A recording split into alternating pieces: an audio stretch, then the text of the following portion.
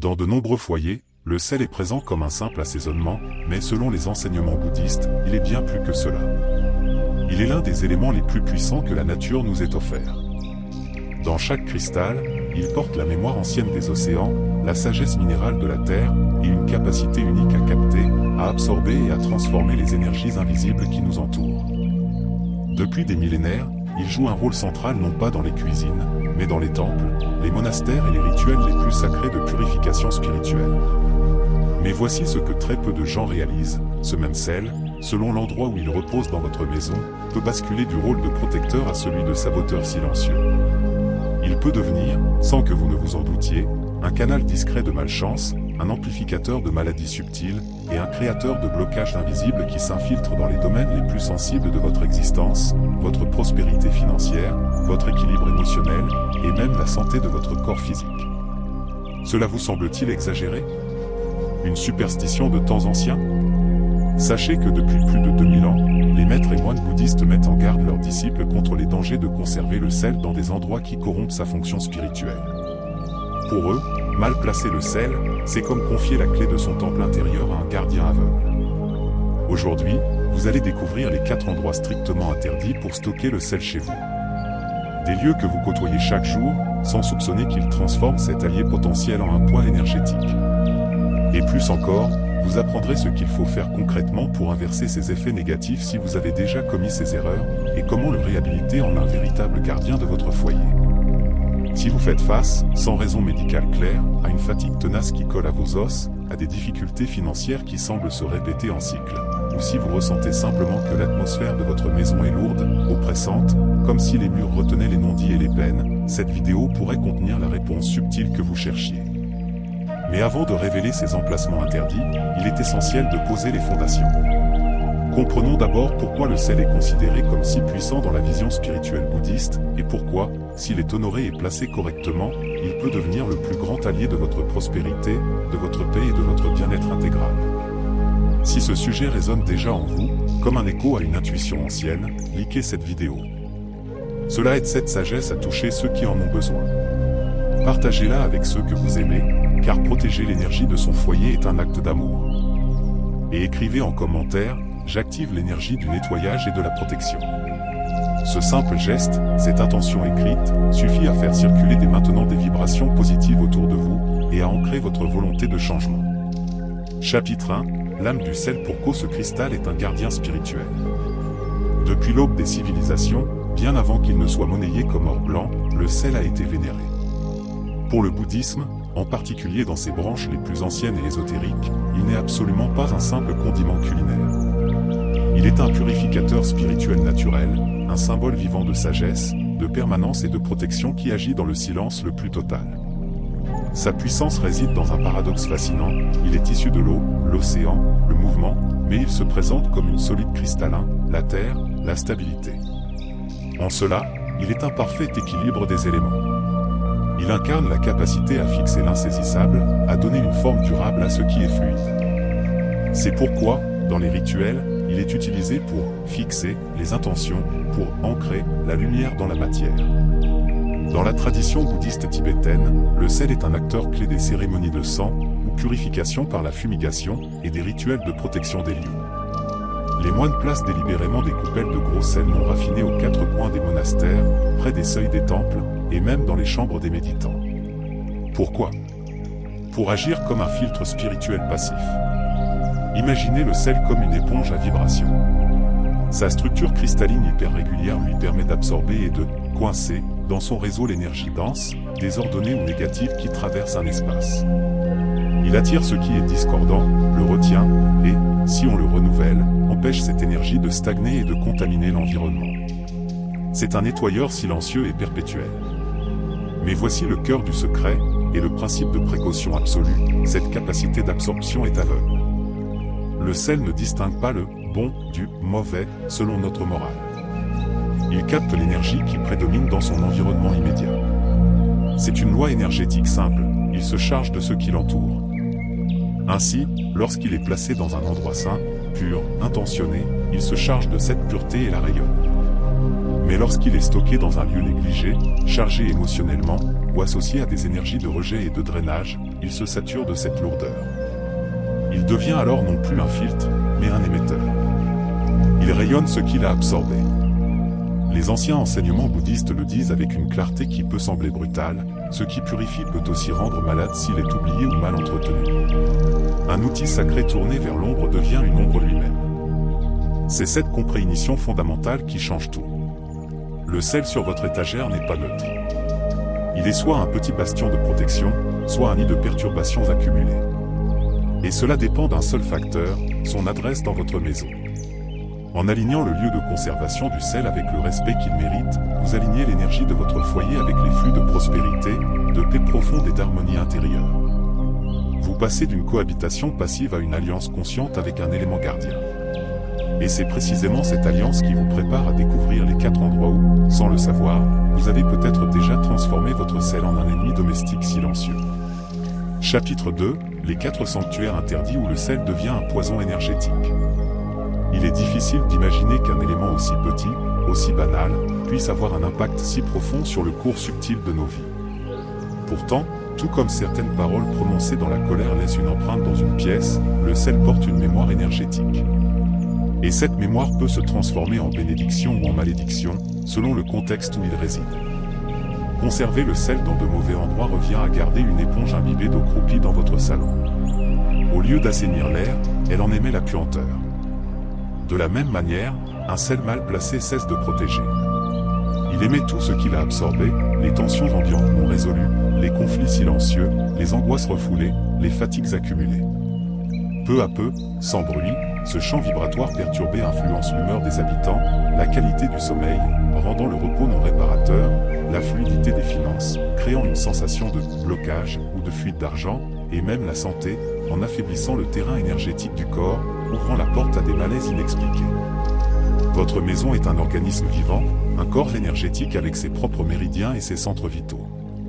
Chaque pièce a une vibration et une fonction spécifique. Placer le sel dans des zones naturellement chargées ou vulnérables, c'est comme injecter un concentré de cette charge dans le système.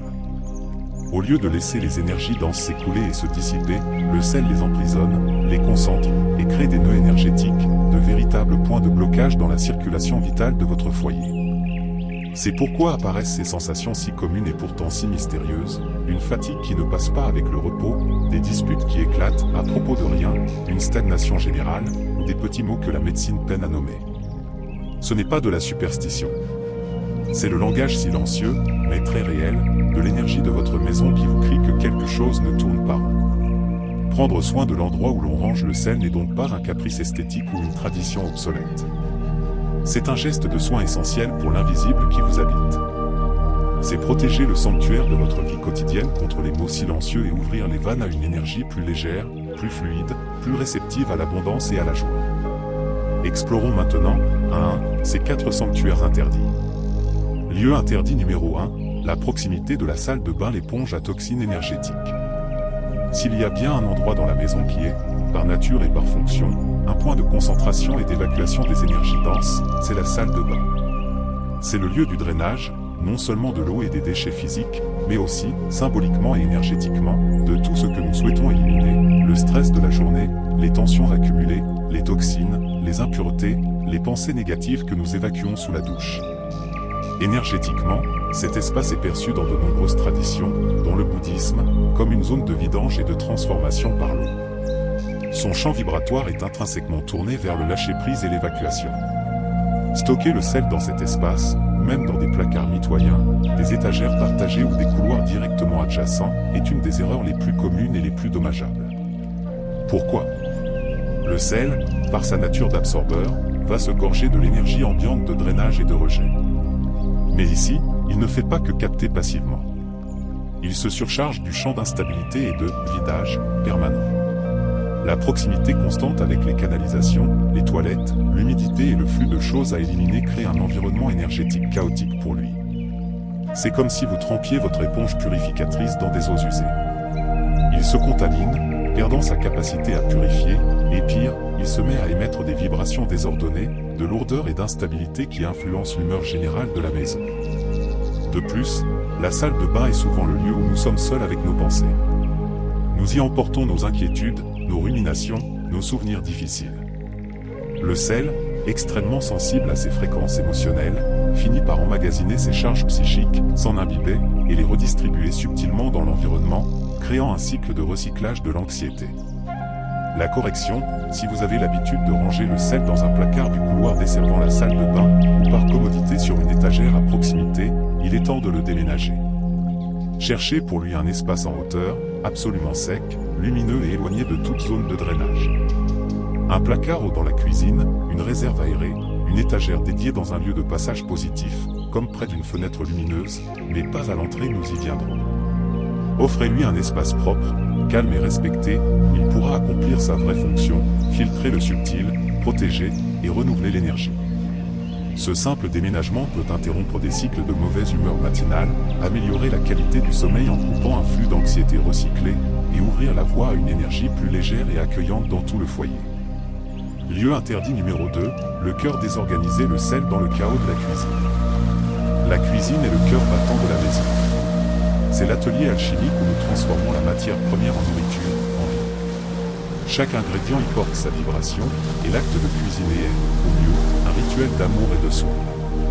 Mais lorsque cet espace est désorganisé, encombré, sale ou négligé, il cesse d'être une source de vitalité pour devenir un générateur de déséquilibre.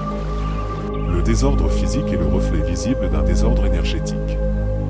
Des bocaux ouverts, des étagères en pagaille, des miettes oubliées, des emballages vides, un plan de travail surchargé. Tout cela crée des micro-champs de stagnation énergétique qui entravent la libre circulation du chi, de la force vitale. L'énergie, au lieu de circuler en fluide nourricier, tourbillonne, se bloque, stagne. Stocker le sel dans un tel environnement, c'est l'immerger dans un brouillard de déséquilibre. Son pouvoir se dissipe, sa clarté se trouble. Il absorbe cette énergie de chaos, de confusion et de négligence. Il se contamine par l'inattention. Et une fois chargé de cette vibration, il commence à l'émettre silencieusement, contribuant à perpétuer le cycle du désordre. Les conséquences sont subtiles mais réelles, la nourriture préparée dans ce champ perd une part de sa vitalité énergétique, la santé des habitants peut montrer des signes de désordre interne, problèmes digestifs, manque d'entrain, et une sensation générale de manque d'harmonie persiste. La correction, le sel, pour être votre allié, a besoin d'un lieu propre, organisé, ordonné et bien aéré. Évitez absolument de le laisser près d'un évier sale, dans des armoires contenant des produits périmés ou des objets hétéroclites, ou dans des bocaux tachés et mal fermés. Privilégiez des flacons ou bocaux en verre propre, bien fermés par un couvercle en bois ou en liège, évitez le plastique. Placez-les dans un coin spécifique, dédié et respecté de la cuisine, une étagère propre, éclairée si possible par la lumière naturelle et maintenue en ordre. En traitant le sel avec cette révérence, vous lui donnez la capacité de répondre par une protection et un équilibre renforcé.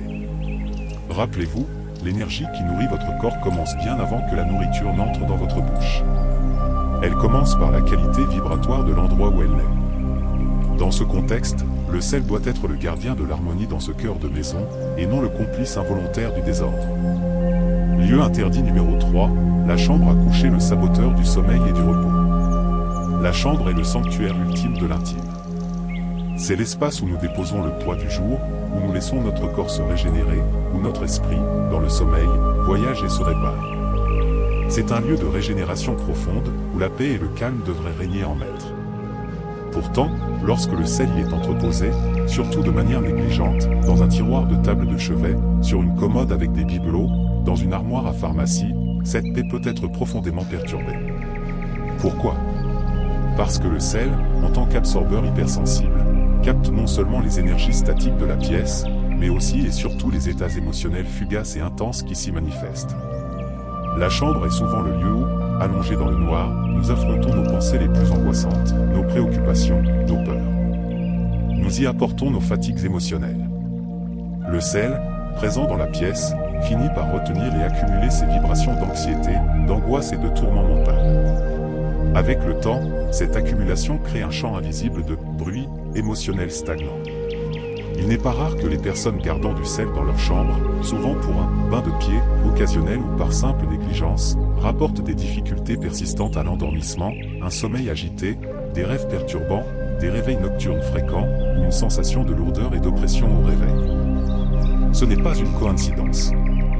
Le sel, hors de son contexte approprié, agit comme une antenne émotionnelle désaccordée, amplifiant et recyclant tout ce qui est désaligné dans votre espace de repos. Votre cerveau et votre champ énergétique, au lieu de se décharger et de se régénérer, baignent dans un bain subtil de leurs propres résidus anxieux, rendant le repos superficiel et non réparateur. La correction, votre chambre doit être un havre de douceur et de neutralité bienveillante. Tout ce qui s'y trouve doit favoriser activement la détente et la sérénité. Si vous utilisez du sel pour un rituel de bain nocturne, excellent pour la purification, stockez-le en dehors de la chambre. Sortez-le uniquement au moment de l'utilisation, et replacez-le ensuite dans son lieu sanctuaire, une cuisine propre et ordonnée.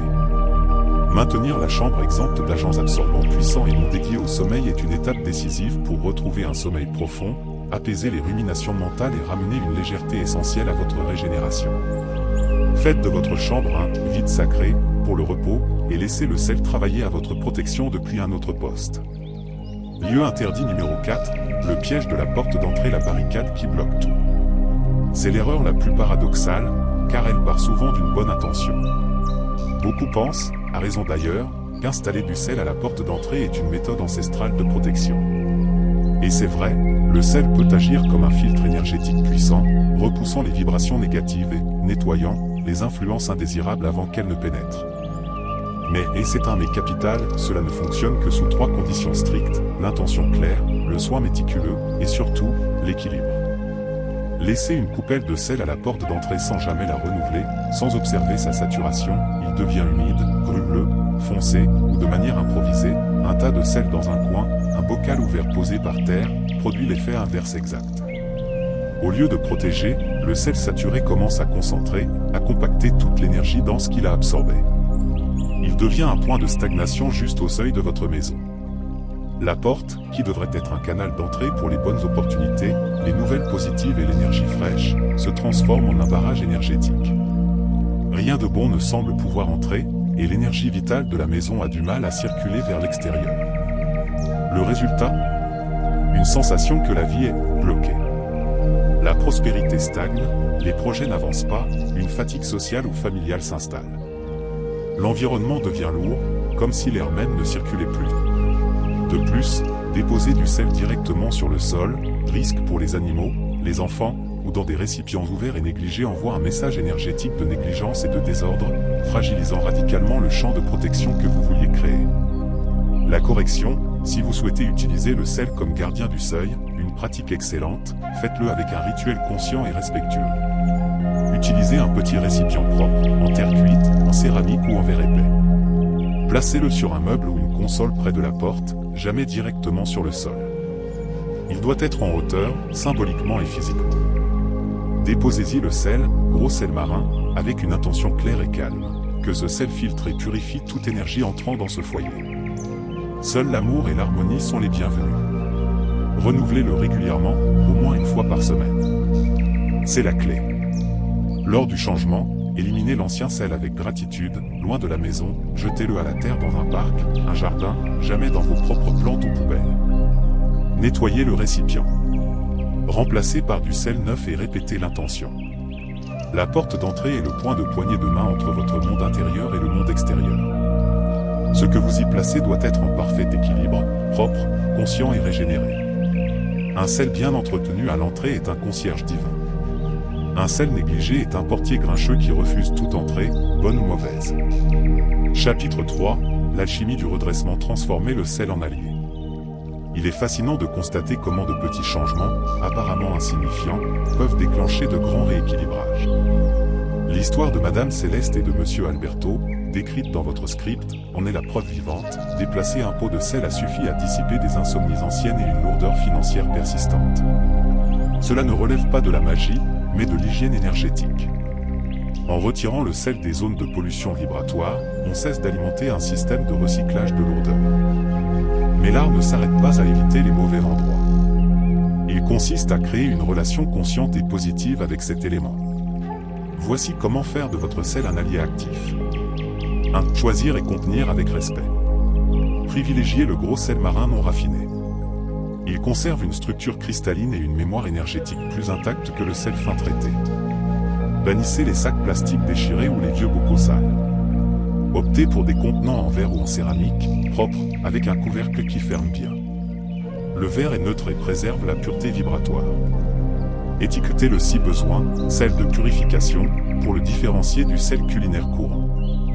2. Créez un hôtel ou un coin de purification. Désignez une petite étagère, un coin de plan de travail dans une cuisine propre, ou une niche. C'est le sanctuaire du sel.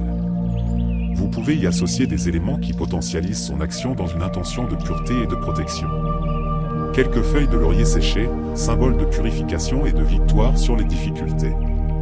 Un petit cristal de quartz clair, amplificateur et purificateur universel. Une petite bougie blanche, que vous allumerez occasionnellement avec une intention de lumière. Ce coin devient une ancre active d'énergie positive dans votre maison. Le simple fait de le regarder rappelle l'intention d'harmonie.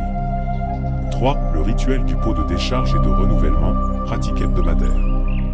C'est l'outil le plus puissant pour ceux qui sentent une lourdeur ambiante. Prenez un pot en verre propre, type pot à confiture. Remplissez-le au tiers de gros sel marin. Ajoutez 3 feuilles de laurier, si vous en avez, un petit morceau de charbon végétal, absorbant physique et énergétique puissant.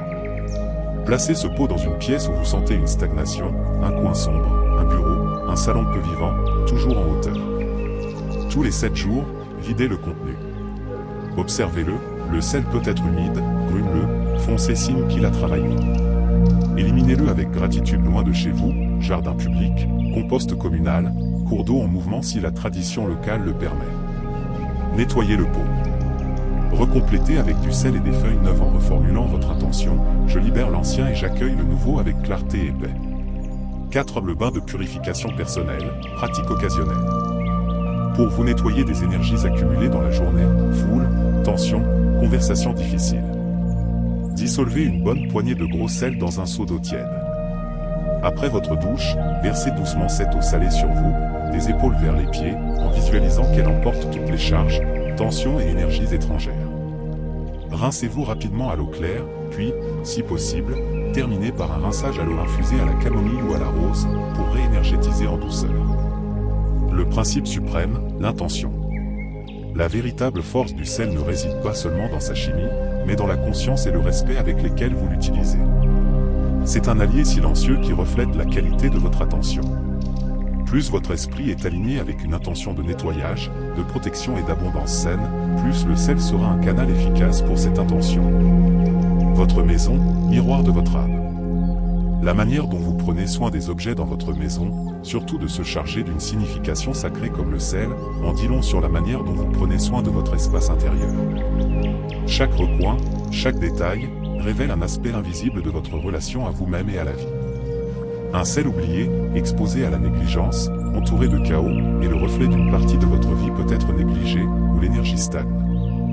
Un sel bien rangé, dans un lieu propre, dédié et respecté, témoigne d'une conscience active et d'un engagement envers votre propre paix et votre équilibre. L'énergie de votre maison est vivante. Elle répond à ce que vous y autorisez, à ce que vous y honorez. En choisissant de réorganiser un simple pot de sel, vous envoyez un message puissant à l'univers et à votre propre subconscient, je suis prêt, à changer. Je choisis l'harmonie. Je nettoie les circuits invisibles.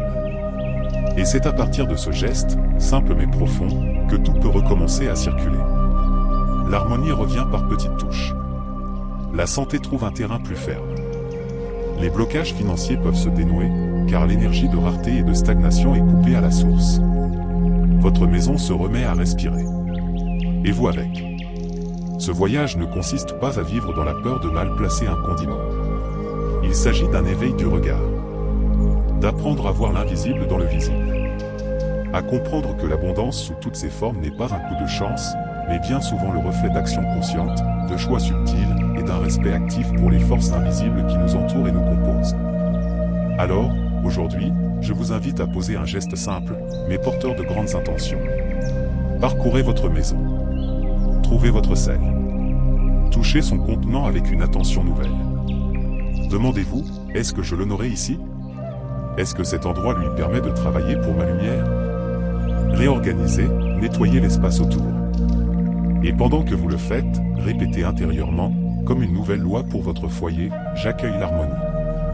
Je permets au flux bienveillant de la vie de circuler à nouveau librement. Ma maison est un temple. Mon âme est lumière. Ce petit rituel peut être le premier chapitre d'un grand renouveau. Et si ce contenu a touché votre cœur, partagez-le avec quelqu'un dont la maison mérite aussi de respirer plus léger. Aimez la vidéo, abonnez-vous à la chaîne. Et commentez, ma maison vibre en prospérité, que cette déclaration, écrite par vous, résonne dès maintenant à travers chaque mur, chaque recoin, et chaque rêve qui s'éveille en vous. Votre paix commence ici. Maintenant.